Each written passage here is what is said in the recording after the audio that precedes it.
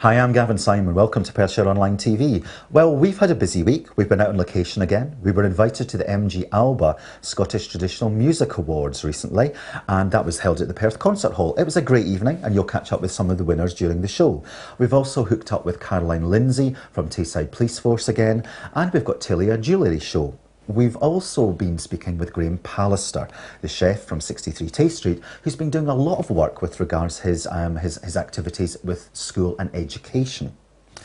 I'd like to say thank you to all our avid viewers and for you continuing to share and spread the word with regards to Perthshire Online TV. I'd like to especially say hi to Craig down in Kent, who spent a lot of time in Perthshire in his teenage years, and Craig's continuing to pass the link around to all those exiled Scots south of the border. Please keep in touch with us. We want to hear from you. We want to hear your news. We want to hear your news from Perth, Perthshire, and from the businesses as well, if you've got something important to share. You can keep in touch with us by email on info@PerthshireOnline.co.uk. You can also follow our Facebook page and our Twitter page. As they say, it's on with the show.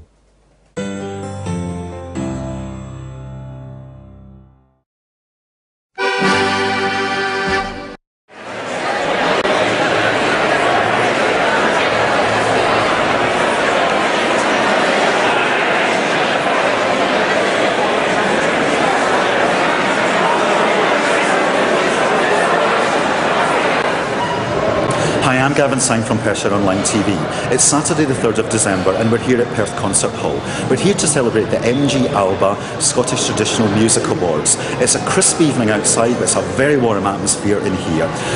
The MG Alba Scottish Traditional Music Awards celebrate everything that's good about Scottish traditional music. It's going to be a fantastic evening, and we've got a number of the winners here to speak with you later on.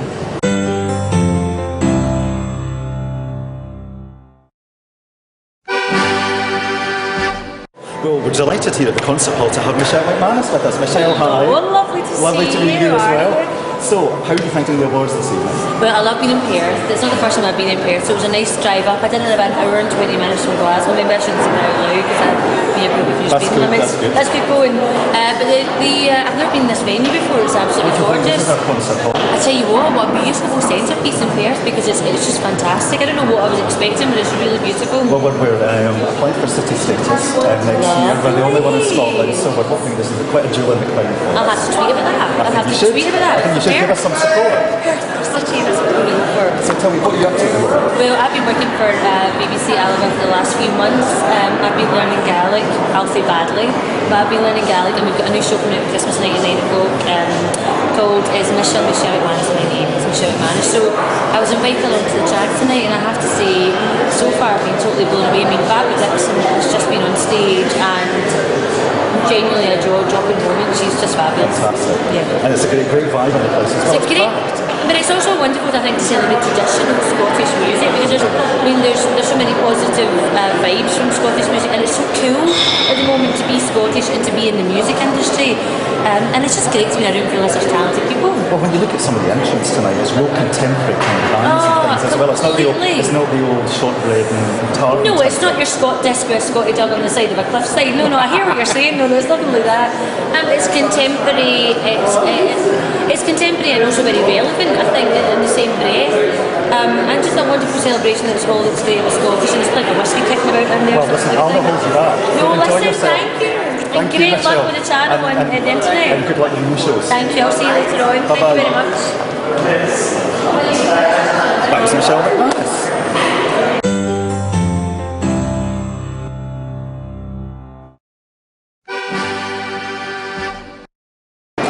And guess who we've bumped into? Our MP Pete Wishart. Hi Pete, how are you tonight? Hi Gavin, I'm very well, thank you. Having a fantastic time once again at the Trad Awards here in Perth. What do you think of the atmosphere tonight? It's absolutely buzzing in the place. I think it's fantastic. It's the biggest crowd we've had here for the Trad Awards for a number of years.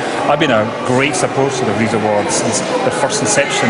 Having them back here in Perth is great, and I think everybody's enjoying the experience of being here in the concert hall. Well, we've been speaking to a few people, and all been saying how great a venue it is, and it's looking fantastic, isn't it? Well, this is the thing that Perth does well, you know, great events like this, make sure that people are welcomed when they come to our city. Now, it's unfortunate that Perth didn't win the venue of the year. I thought they thoroughly deserved to do it, but, you know, like we won it last year and maybe next year again. And the good thing about it as well is we've got all these people here that are staying the night in Perth. It's great for the economy over the weekend, and one of the probably quieter weekends before Christmas time as well. Well, that's absolutely right. The businesses will be buzzing, you know, and hopefully people will stay here for an extra day or whatever. But this is what this place does. It brings people in, encourages them to spend a bit more time in Perth, find out what a wonderful place we have here in our city. And it's just really good that once again the Trad Awards are back here. Everybody's having a great time, and I'm sure that the city will benefit from this. Well, I'll let you go back and join the party. Thank you very much. Thanks Cheers, a lot for thank your you. time. Cheers. Bye-bye.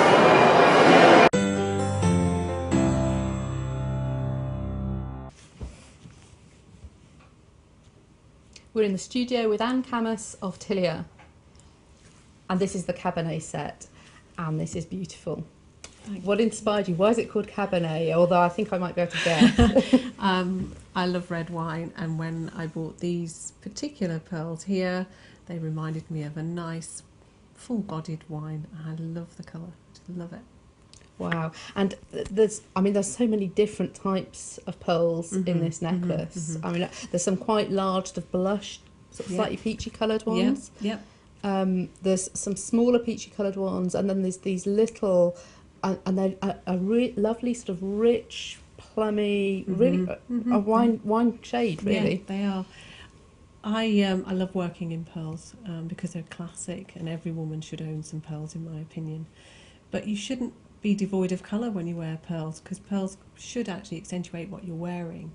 And these little pearls, they're the tiniest pearls on there, and yet they're the ones that dominate almost. You know, you've got far more sort of pastel-y colours. The crystal helps to throw and reflect the light as well. I just love that colour. And there are these beautiful little crystals all the way through it that's really lifted and make it sparkle, but it's not about it being a crystal necklace at all. Not at all, no. And I've actually used illusion thread, so you can't see the thread at all that goes through it, because I wanted the crystals to come out like real shiny crystals so that they can bounce off the pearls. And they almost look like, because you can't see the thread, it almost looks like they're floating, just floating in a cluster around your neck. And when you wear it, you'll feel that, because it's lighter. It's much lighter than having a metal base necklace. But the toggle clasp, and you're finding some things that they are all sterling silver. They're all sterling silver, yes. Okay, and this set comes with earrings? Earrings, bracelet, and the necklace, of course. Hold the bracelet up so you can see that. Let me just twizzle it. So again, an interesting clasp on there. Nothing sort of really plain. No, I don't go for plain, really. I think if you're going to invest in pearls, you want something to look really pretty. And actually, you could wear that with the toggle clasp at the front. You could, because yes. it's such a nice clasp. Absolutely, it's one beautiful. of my favourites, actually. And again, the length of the bracelet is 7.5 inches. And you're 18 again on the necklace. Fantastic. The price for this set is $99.99. And another fantastic gift. Go perfectly with my jacket. It would. Have to watch you. Thank you very much.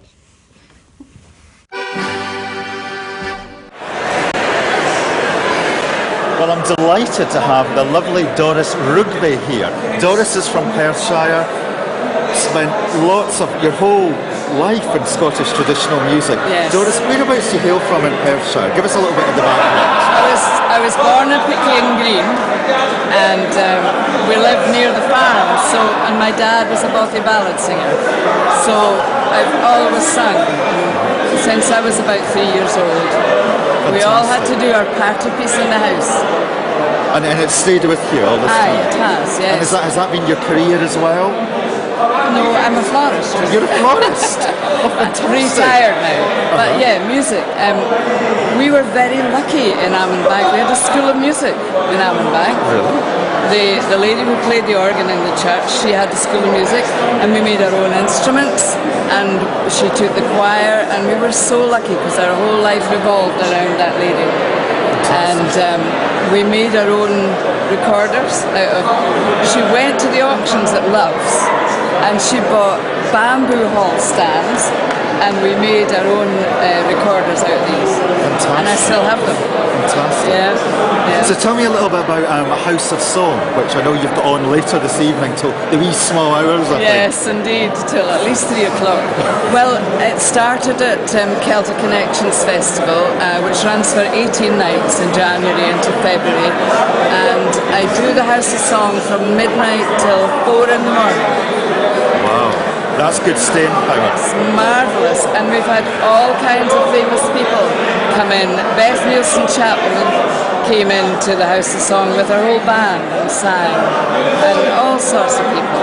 And you've been paramount in the Glenfarne Folk Club for many a year. Yes, I do the publicity, and I've done that for, I think it's 32 years now.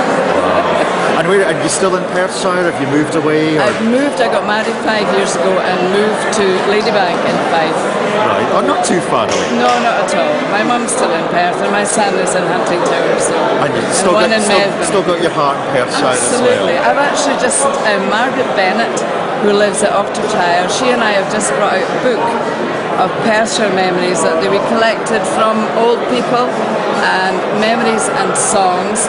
And the songs were recorded by ourselves and also by the students at the Royal Academy, which is now the Royal Conservatoire, I believe.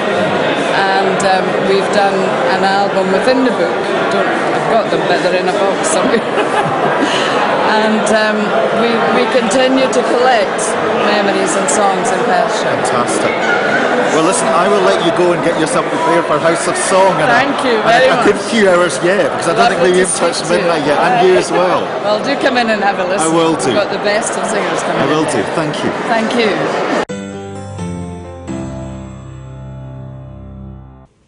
Now, sometimes it's a bit scary when you ask kids and you say, where does beef come from? Where does vegetables come from? They say, oh, the supermarket, out of a tin, out of the freezer. But it's much more than that. Now, listen, we've got Graham Pallister here, who's on a bit of a mission to teach not only his own children, but the rest of our children at his local school how to take food forward and the education of food from, what do you call it, hill? Yeah, from hills to pans to bellies is our ethos. To hills to pans to bellies. So tell us all about this. Now basically you've decided that the kids at your school, your children's school, you're going to help them, educate them where food comes from, how to cook it, and all that. So if you could tell us a bit more about it. I was lucky enough several years ago to represent the UK at a sort of worldwide conference, Terra Madre in Italy, where there was 162 countries represented.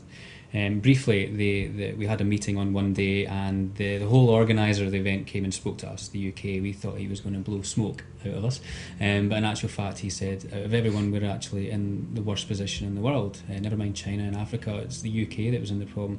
And he said, really, we need to start focusing on the upcoming generations, because we're losing out on artisan producers. We have a supermarket culture, we have fast food is going to dominate our lives too much. Inner cities is a problem, and obesity and diabetes, etc., etc. We all know this.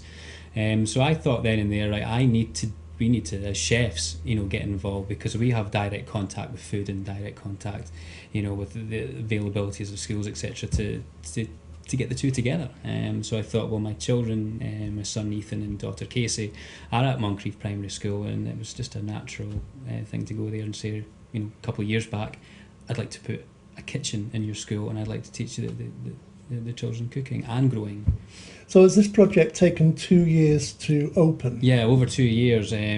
How's that process That's work? a very, very difficult process. I mean, the government helped as best they could, local councils helped the best they could, but at the end of the day, we needed to raise about over £10,000 to put a kitchen into a basic room in there. So the children and our charity of Friends of Moncrief, we all worked really hard over the last few years and raised the money. And it's not something that we've spent a couple of years thinking, well, we'll get the money, we'll put a kitchen in, it'll never get used. This kitchen will get used.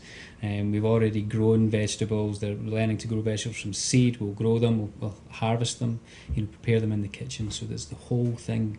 They'll interact with producers and farmers around the area, because at the end of the day we are hopefully a city when we get it. We're a farming city, and there's no point in the children being blanked without going through the rest of their childhood without knowing what's around them. Now, I believe something very special happened at the school as well when you was actually... the white truffle, yes. White truffles? Yes, white truffle, we found the first ever white truffle this northern in the hemisphere, which was extremely exciting, and in their patch, and it's a wonderful story. So what's so special about a truffle? Surely it's a bit of fungus.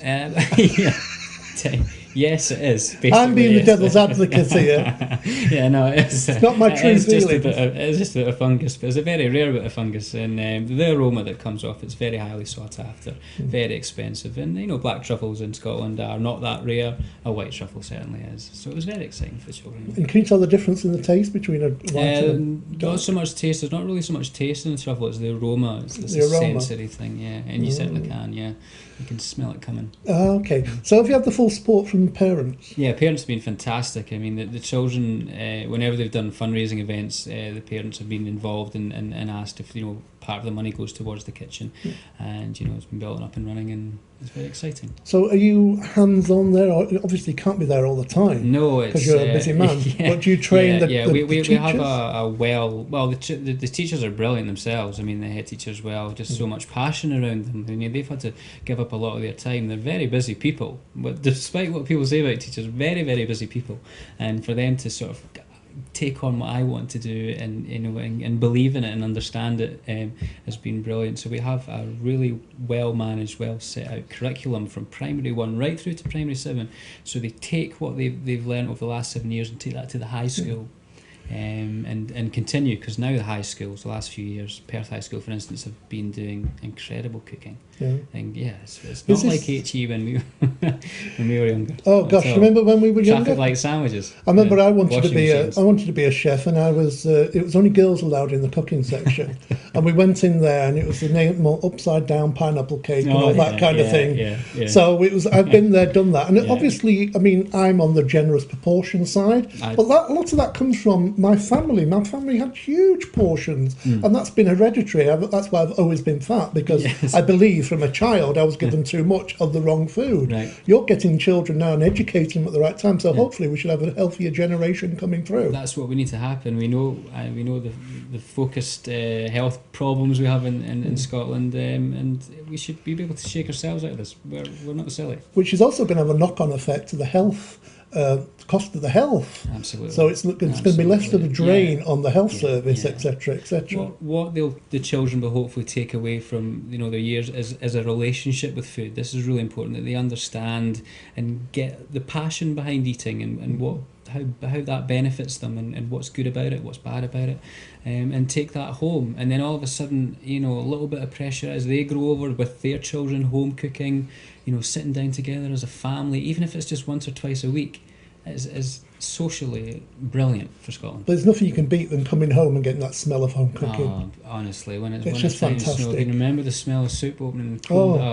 Things like that. That's memories, and exactly smells. And food and is taste. always involved in any memories throughout your life. Now, are you the only school that you know of that is doing this kind of? Oh, no, there's schools and high schools, and really the last few years, everyone's going at it a little bit more now. I think we're probably one of the more established ones, and really going for it. And I hope that we can look at this project, speak to the government, find some way of getting something this heavy onto the curriculum. It's very important. I know it's important to everybody. Is there anything on your wish list of where you'd like to get more support from? Maybe producers, government, whatever. What's on your wish list? I think if we can sort of set up a situation where we can get funding to take the children out in bulk, not just from the Moncrief Primary School, but from everywhere, and get them out and fund the farmers for their time. They're very busy people. And just get the two to meet. Yeah. Really important. Yeah. And maybe even a few farmers going in, taking a cow in. Yeah, exactly. Yeah. A few pigs, a few sheep. Yeah, or absolutely. Visits out. So I'm sure you're getting it all organised under hand. But if you think there's any ways that you can help and do things to help the children get used to and get to know food, it would be really good. So if you've got any ideas, get in touch with Graham Pallister. And I'll show you, if you go to 63 Tay Street, he'll be very happy to see you. But please make an appointment. You don't want hundreds of people, unless they're coming to buy a meal, to do that. But listen, I think we should have a word perhaps with the school and the children, see what they think about it, shall we? Let's see what they're going to say about it. I've now got with me Sue Terrace and Sonia Hamilton from the Friends of Moncrief. Now, this group has been very much responsible for raising the money for this kitchen facility. So I'm going to talk to Sue first about her involvement with it, and then we'll have a chat to Sonia. So, Sue, how did this come about? The original idea for the kitchen was from an ex-teacher, Joanne Oliver, and Graham Pallister, who's a local chef. And they approached us with this idea and asked if we'd help fund the kitchen, which this was about 4 years ago and seemed like a huge task at the time, but we've stuck with it, held lots of events and managed to raise the money, which is fantastic. So what kind of events did you do to raise the money? Ooh, lots and lots of things, from fun runs to a bingo tea, and one of our mums actually ran the London Marathon as well and got sponsorship for that. So Sonia, how much of a challenge has this been to get this money together? It's been huge in that the money, we raised quite a big amount quite quickly, and we had to really hold on to that money so that it didn't get spent in other ways, because with it being a parent-teacher association as well, that the funds could have went on other things at that time, for the school. So it has been a big challenge to hold on to the money, but the committee were really committed to it, that it was going to be a project for the future for the kids, and to run, when our kids leave the school, it'll still be there and continue in the future. So really pleased that it's happened. So how many of you have been involved in raising the money? Oh, a huge team behind us on the Friends of Moncrief committee, but really every single parent in the school over the last 4 years has contributed, whether that's by coming to our events, donating money, sponsoring people, or giving their time to help to actually run these events as well. And of course, I take it from all of this that you're both very passionate about what this kitchen's going to achieve for your children. Absolutely, yeah. I'm really excited to hear today what was going to be happening, and having Graham behind it, he's got Graham Pallister's got fantastic ideas. But really, the kids have spoken about it. The kids are really, you heard about the nutrition committee today. They're really excited about it. They talk about it at home, they talk about it with each other, and it's fantastic for them to learn, where the food's coming from, where it's going to be in their plate, and to be healthy. Yeah. I think the Minister's probably hoping this is going to be some kind of a pilot route. Weren't his exact words, but I certainly said to him, would you like to see this kind of initiative going through the whole of Scotland? He was very keen on that, so you must be too. That would just be fantastic for us to have been, the sort of pilot school, if you like, for an initiative like this, and to see not only our own children being able to leave primary school able to cook, but children from throughout Scotland. It would just be really nice to be a part of that, yeah. Of course, the generational benefit for this is not just going to be for your children, it's going to be for your children's children. Absolutely, yeah. It's just like a brilliant message to give our kids, You see it all over the news everywhere, with kids being so unhealthy, not getting enough exercise. And Moncrief, I have to say, Moncrief Primary have always been really good with that message, with healthy eating, healthy snacks, healthy lunches. And this is just another way, the kitchen's just another way they can achieve that. Well, ladies, thank you ever so much for taking the time to talk to me. I have Sheena Devlin with me from Perth and Kinross Counts now. Sheena, what's been your involvement in this project? Well, my official role is as Head of Education Early Years and Primary in Perth and Kinross, and really the involvement has been as one of the partners, because this whole kitchen, the Master Chefs and Maestros programme has come about through fantastic partnership working. And in the council, what the key colleague of mine who's been involved and unfortunately can't be here today is Simon Farrer. He's our catering service manager, and Simon has worked tirelessly with people like Graham Pallister and Karen Young, the head teacher, to bring this to realisation. I mean, it's been a real example of how business, the local council, the local school and the parents can all work together as one body to achieve something as fantastic as this kitchen project. Absolutely. And I think I have some history myself with Moncrief Primary School, in that I was actually the acting head teacher here for some time. back in 2005, and my experience of the Friends of Moncrief and the Parent Council, or the school board as they were at that time, that they had to drive, they had determination and absolutely had their children's best interests at heart. And what is lovely for me to see is that although some of those youngsters will have moved on, the parent body still works as one in a determined effort to bring about the best kind of results for the young people. So it doesn't surprise me that this kind of special partnership has brought about the fruits that it has in the kitchen that we're sitting beside. But it absolutely does demonstrate, I think, the kind of work that will lead to the greatest sustainable results, because when there's that kind of holistic involvement from a lot of partners, the sustainability of these projects is more guaranteed, I would say, and certainly won't just be a sort of one-off or flash in the pan event, if I can use that pun. Now, have other schools in the Perth and Kinross area shown an interest in this project, and do any of them tend to try and replicate it? Nobody has replicated or attempted to replicate the scale of this, but we have invested heavily through Simon's team and through my own, particularly over the past 4 years, in the provision of resources for schools, so cookers, fridges, utensils, so that food preparation, food hygiene, food nutrition can be a practical and not just a theoretical exercise for youngsters in schools. But nobody's quite brought together, if you like, the magic ingredients that have been brought together here in this partnership and got the outcome that's achieved here. But it's certainly something we'll be looking at to see if similar things can be developed further. For me, walking into the kitchen this morning, what really struck me was this is the kind of environment that youngsters, when they're older, in their own flats or in their houses, will be cooking in. Unlike in some secondary schools where we've got fantastic facilities, but they're much more industrial in nature. And for me, that bit of this looking like a house, a home, and the environment that you would be cooking in, I think is fantastic. Yes, I noticed that straight away, because when I got here this morning, before I'd even seen the kitchen, I thought, well, what's it going to be? Is it going to be loads of stainless steel and microwaves? And when I found out that it was like an ordinary domestic kitchen, that makes it so much less threatening for the children, doesn't it? Absolutely. And to say that the room's got bags of personality, I think kind of describes it, from the colours that have been used, from the layout, the set out, and it's something that will bring youngsters in. It will look familiar. It won't be exactly like kitchens in their houses necessarily, but it will look familiar. They'll understand it, they'll understand its purpose, and it will lead to, I think, very natural working and learning. And Graham Pallas has been such an ambassador for this project as well, hasn't he? Yeah. Over I would say the past maybe 2 years, I've certainly been more and more aware of Graham's involvement and his drive and his determination as obstacles have come up, not to let them, get in the way and stop this has just been fantastic. And Graham's somebody who's far more comfortable in the kitchen than in front of a microphone.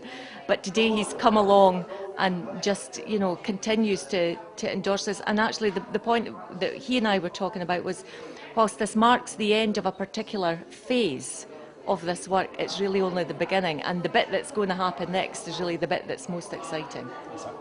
Well, we're here with Perthshire Online at the Moncrief Primary School, and it's a very special day because it's the opening of their brand new kitchen, and we're lucky enough to have the Minister with us today, who has very kindly opened the kitchen. Welcome, first of all. Lovely to be here. Very inspirational to see the new kitchen, and well done to Moncrief for raising all that money over the last few years and putting on all the effort. And I'm sure the kids are going to have a great time with all their cooking. I noticed from your speech this is obviously something that you're very passionate about, and you want to carry this through the whole of the education system in Scotland. How do you hope to achieve that? Well, this amazing achievement here at Moncrief Primary School is very much aligned with our food education policy in Scotland, because we're very keen to support any initiative where our children in particular are introduced to fantastic Scottish ingredients, but learn about how that's nutritional, and especially when it's grown locally. There's the environmental impacts and so on and so forth as well. So food education spans a whole range of subjects, whether it is environment or health or how we use our land. And anything that helps teach our children about what's good for them and cooking skills and where the food on the plate comes from is fantastic. And I'm really inspired by what I've seen here today. And And of course, hopefully this will all lead to a lifelong love of food and a love of healthy food as well. Well, the key, of course, I know it's a cliche, but it's to introduce our children to the right skills at the right age, and then they'll keep that with them throughout the rest of their lives. A love for good, nutritious, healthy, local Scottish produce, and that's the way forward for people's health. And hopefully the children will learn to enjoy their food as well as benefit from it. And of course, Graham Pallister's also been very influential in bringing this to completion, hasn't he? Well, clearly the school, Moncrief's very lucky to have Graham Pallister on the doorstep. And others like local farmers like Jim Fairley who are helping out as well, and as well as people in the local community have been raising the money for the school and a supportive parents council. But Graham Pallister's one of those chefs who's very inspirational, and he's putting something back into the community. He's spreading his passion around for his food, and now the children at Moncrief Primary are going to get the benefits, hopefully. Minister, I know you've got a very busy schedule, so thank you ever so much for taking the time to talk to us. Pleasure to be here.